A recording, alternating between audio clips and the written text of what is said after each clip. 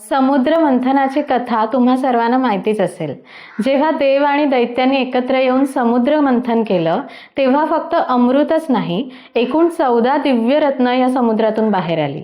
ही रत्न म्हणजे फक्त वस्तू नव्हत्या, तर शक्ती, ज्ञान आणि जीवनाच्या ऊर्जांचं प्रतीक होतं।